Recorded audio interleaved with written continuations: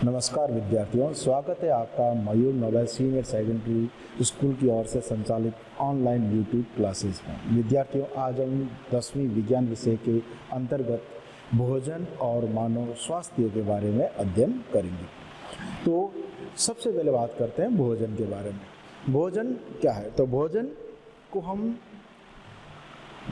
ये कह सकते हैं कि वह कार्बनिक पदार्थ है जिसके द्वारा हमारे शरीर को ऊर्जा प्राप्त होती है। विज्ञान कहता है कि किसी भी कार्य को करने के लिए ऊर्जा की आवश्यकता होती है।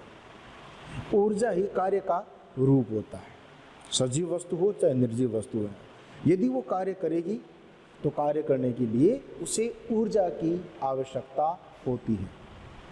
तो हमारे शरीर को ऊर्जा भोजन के द्वारा प्राप्त होती है। पोषण के जरिए, भोजन के जरिए हम ऊर्जा को प्राप्त करते हैं। और मनुष्य का जो भोजन है वो अन्य जीवों से अलग है। हमारा भोजन, उसमें सभी तत्व पाए जाते हैं। भोजन में शाकाहार भी है, मांसाहार भी है।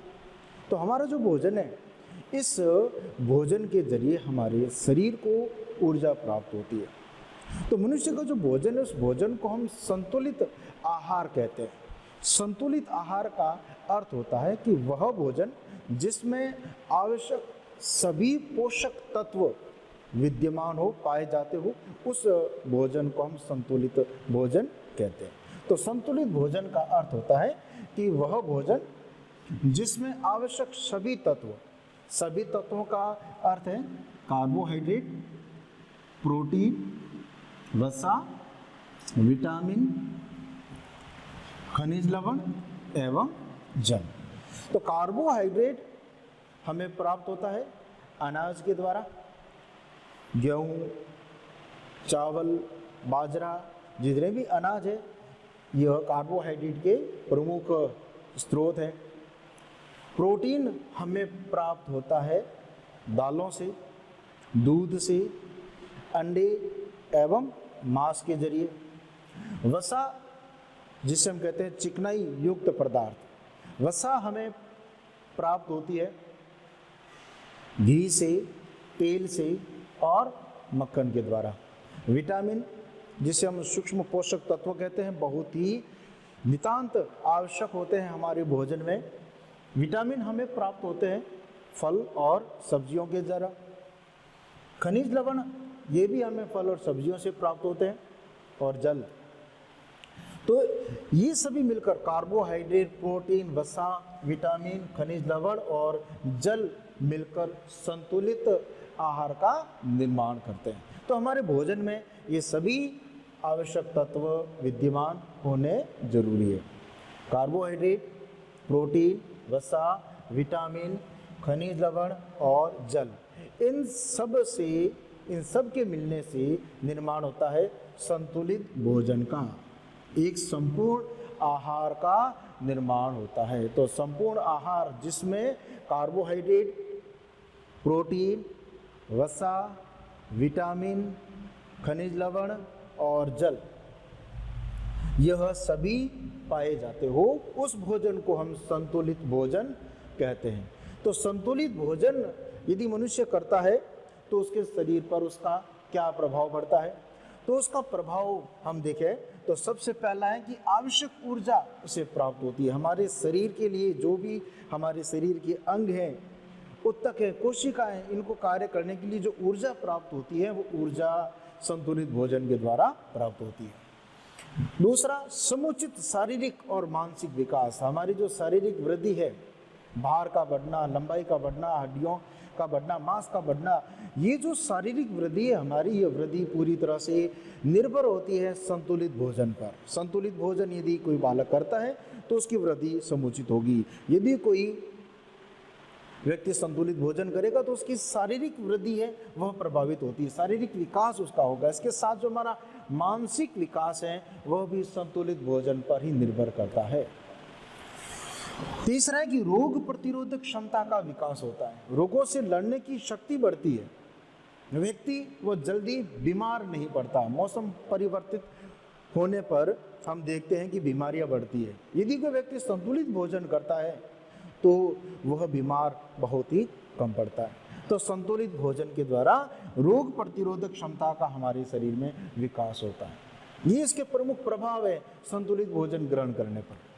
अब हम बात करते हैं कि भोजन में यदि एक तत्व की या एक से अधिक तत्वों की यदि लंबे समय से कमी होती है तो कमी होने से क्या होगा? तो कमी होने से उत्पन्न होता है कुपोषण, जो आज एक समस्या है कुपोषण की, कि भोजन व्यक्ति करता है लेकिन उस भोजन के अंदर यदि एक से अधिक तत्वों की कमी है तो उसका प्रभाव उसके शरीर पर दिखाई देगा। गरीब बालकों में तो यह कुपोषण हमें दिखाई देता है, लेकिन जो निम्न वर्ग से उच्च वर्ग के लोग हैं उनमें भी कुपोषण की समस्या हमें दिखाई देती है। भोजन को समय पर नहीं करना, एक साथ भोजन करना, भोजन की आदतों के कारण ये आज एक बहुत बड़ी समस्या उत्पन्न हो रही है कुपोषण की।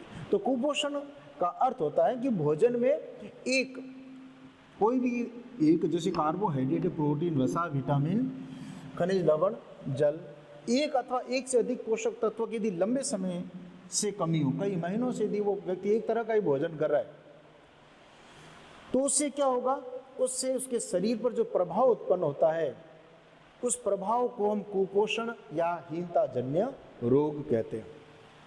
तो आज हम चर्चा करेंगे सबसे पहले कि हीनता जन्य रोग, इनमें से सबसे पहले विटामिन के बारे में हम चर्चा करते हैं कि विटामिन की यदि हमारे शरीर में कमी होती है तो उसका प्रभाव हमारे शरीर पर क्या दिखाई देता है।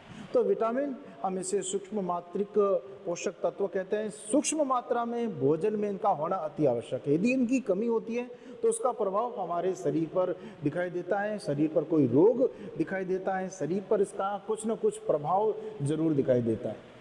तो विटामिन की हमारे भोजन में यदि कमी होती है तो उसका क्या प्रभाव दिखाई देता है, उससे कौन कौन से रोग उत्पन्न होते हैं, उनके बारे में अब हम चर्चा करें।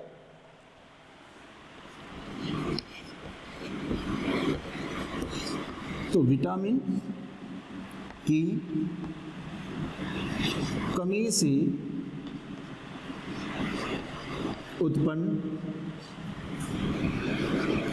प्रभाव, यदि हमारे भोजन में विटामिन की कमी होती है तो उससे क्या प्रभाव उत्पन्न होता है।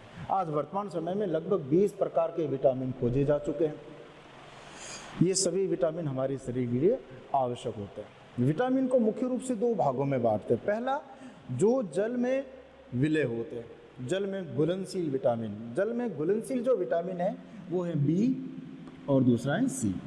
दूसरा होता है वसा में घुलनशील विटामिन, तेल में घुलनशील विटामिन, जैसे ए है, बी है, ई है, के है, ये सारे वसा में घुलनशील विटामिन होते हैं। सबसे पहले विटामिन सी को खोजा गया। तो बारी बारी से जो हमारे सिलेबस में विटामिन दिए गए हैं हम उनकी चर्चा करें। सबसे पहले नंबर पर आता है विटामिन ए। विटामिन ए को विज्ञान की भाषा में रेटिनॉल कहते हैं।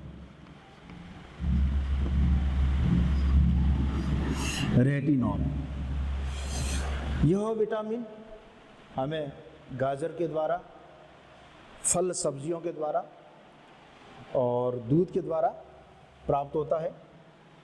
यदि इसकी भोजन में कमी होती है तो कमी होने से रोग जो उभरता है उस रोग को हम कहते हैं रतौंधी, नाइट ब्लाइंडनेस, रतौंधी रोग। तो रतौंधी रोग का लक्षण क्या होगा? तो इसका लक्षण होगा कि जो व्यक्ति जिनमें विटामिन ए की कमी होगी तो उसे रात्रि में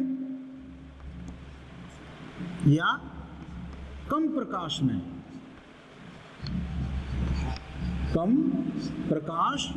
में दिखाई नहीं देता।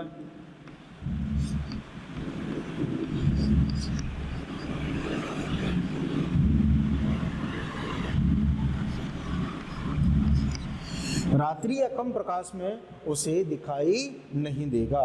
ये रतौंधी रोग के प्रमुख लक्षण हैं। अगला है विटामिन B1, B1 को विज्ञान की भाषा में हम कहते हैं थायमिन। इस विटामिन की कमी से उत्पन्न रोग का नाम है बेरी-बेरी। बेरी-बेरी का अर्थ होता है अत्यंत कमजोर, दुर्बल। इस रोग के लक्षण क्या होंगे? तो इस रोग का जो सबसे पहला लक्षण होगा कि हृदय की जो धड़कन है यह मंद हो जाती है, धीमी हो जाती है। दूसरा, शरीर की जो पेशियां हैं, तंत्रिका है, वह शिथिल हो जाती है। तो इसका पहला लक्षण है हृदय की धड़कन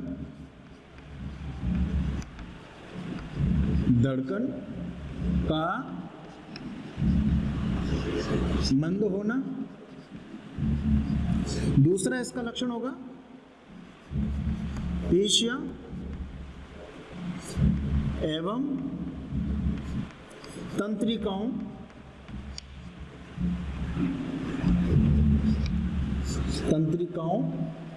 का शिथिल होना।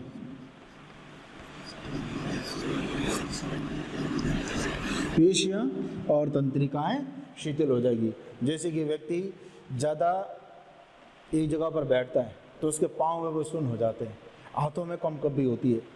तो ये लक्षण है तंत्रिका और पेशियों के शिथिल होने के। तो विटामिन B1 को वैज्ञानिक भाषा में थायमिन कहा जाता है। इसकी कमी से उत्पन्न रोग का नाम है बेरी-बेरी, और बेरी-बेरी का सामान्य अर्थ होता है अत्यधिक कमजोरी। इसके लक्षण है हृदय की धड़कन का मंद होना, पेशियां एवं तंत्रिकाओं का शिथिल होना। अगला जो विटामिन है वो विटामिन है B2। विटामिन B2 को वैज्ञानिक भाषा में राइबोफ्लेविन कहते हैं। राइबोफ्लेविन।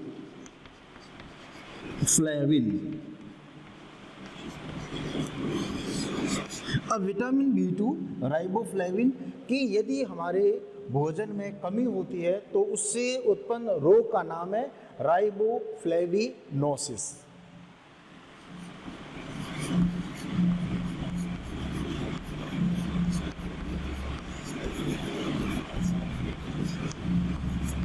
इससे रोग उत्पन्न होता है राइबोफ्लेविनोसिस।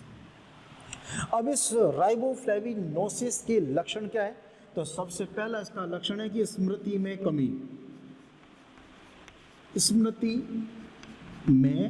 कमी। याददाश्त उसकी धीरे धीरे क्षीण हो जाती है इस विटामिन की कमी से। दूसरा है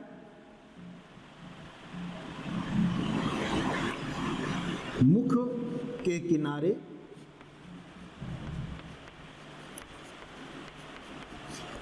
एवं होठों की त्वचा का फटना।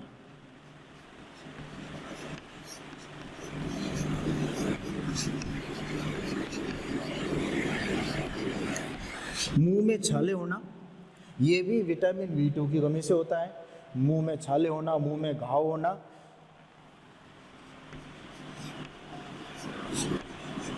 मुख में घाव या छाले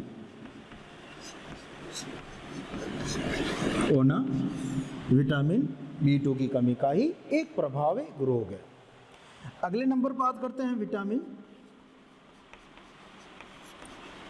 B3। इससे हम कहते हैं नियासिन। वैज्ञानिक भाषा में विटामिन B3 का नाम है नियासिन, और इससे जो रोग उत्पन्न होता है उसका नाम है पेलेग्रा। पेलेग्रा रोग के लक्षण है कि इसमें त्वचा और जीभ पर पपड़ियां बन जाती है। तो उसका लक्षण होगा त्वचा एवं जीभ पर पपड़ियां बनना। त्वचा और जीभ पर पपड़ियां बननी शुरू हो जाती है। त्वचा खुरदरी हो जाती है किसकी कमी से? विटामिन B3 की कमी से। त्वचा में शुष्कपन, रूखापन, खुरदरापन वह इस विटामिन की कमी से उत्पन्न होता है पेलेग्रा। इस नियासिन की कमी से उत्पन्न रोग का नाम है पेलेग्रा, और पेलेग्रा रोग में त्वचा और जीभ पर पपड़ियाँ बननी शुरू होती हैं, त्वचा शुष्क हो जाती है, रूखी हो जाती है, खुरदरी हो जाती है।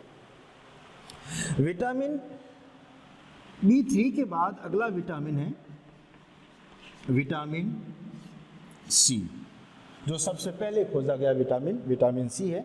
इसे वैज्ञानिक भाषा में हम कहेंगे एस्कॉर्बिक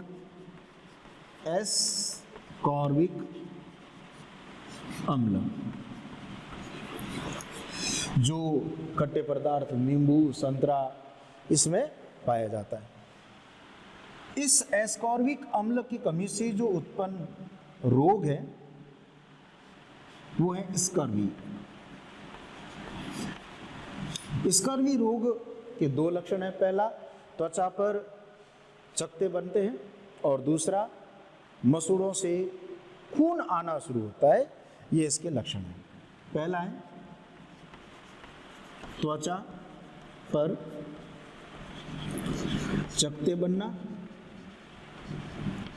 और दूसरा लक्षण है मसूड़ों से खून आना।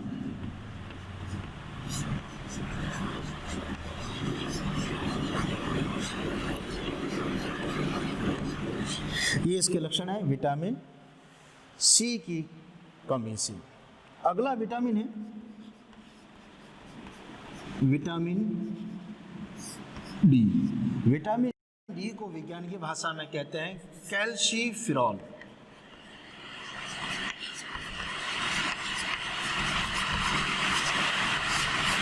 कैल्शिफेरॉल, और इसकी कमी से रोग होता है रिकेट्स। रिकेट्स रोग के दो लक्षण है, पहला हड्डियों का मुड़ना और घुटनों का पास पास आना।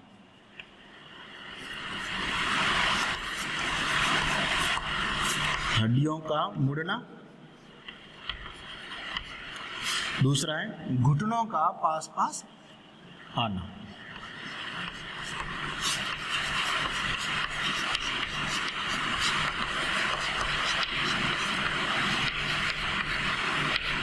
हड्डियां जब मुड़ जाती है तो जो घुटने होते हैं वो घुटने एक दूसरे को स्पर्श करना शुरू कर देते हैं, ये इसके लक्षण है।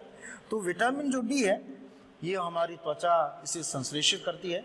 विटामिन डी और कैल्शियम यह मिलकर हमारे शरीर में हड्डी और दांतों को मजबूती प्रदान करने का कार्य करते हैं। तो यदि व्यक्ति में विटामिन डी की कमी होती है तो उससे रोग उत्पन्न होता है रिकेट्स। तो रिकेट्स रोग किससे संबंधित है? तो रिकेट्स रोग संबंधित है हड्डियों से।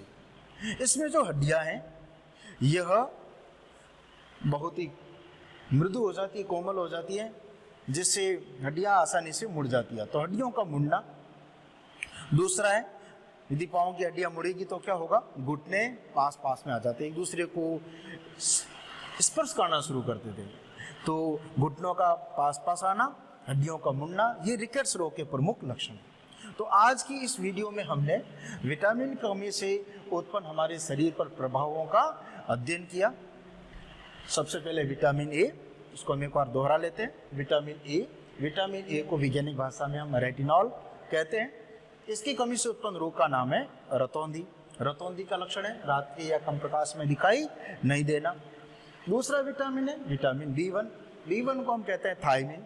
इसकी कमी से उत्पन्न रोग का नाम है बेरीबेरी। बेरीबेरी का अर्थ होता है अत्यंत दुर्बलता, हृदय की धड़कन का मंद होना, पेशियां और तंत्रिकाओं का शिथिल होना।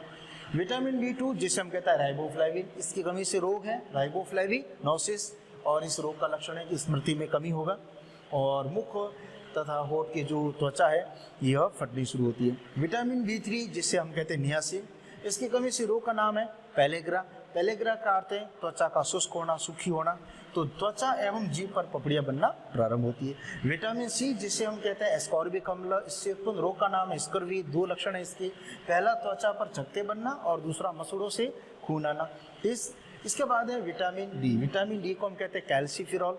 यह विटामिन हमारी त्वचा के द्वारा संश्लेषित होता है। सूरज के प्रकाश की उपस्थिति में यह विटामिन हमारी त्वचा संश्लेषित करती है। कैल्शिफेरॉल और कैल्शिफेरॉल की कमी से, विटामिन डी की कमी से जो उत्पन्न रोग है उसका नाम है रिकेट्स। रिकेट्स रोग में क्या होगा? हड्डियों का मुड़ना, हड्डियां कोमल हो जाती है, मृदु हो जाती है, आसानी से मुड़ जाती हैं और उसके साथ घुटनों का पास पास आना, ये इसके लक्षण है विटामिन की कमी से। धन्यवाद।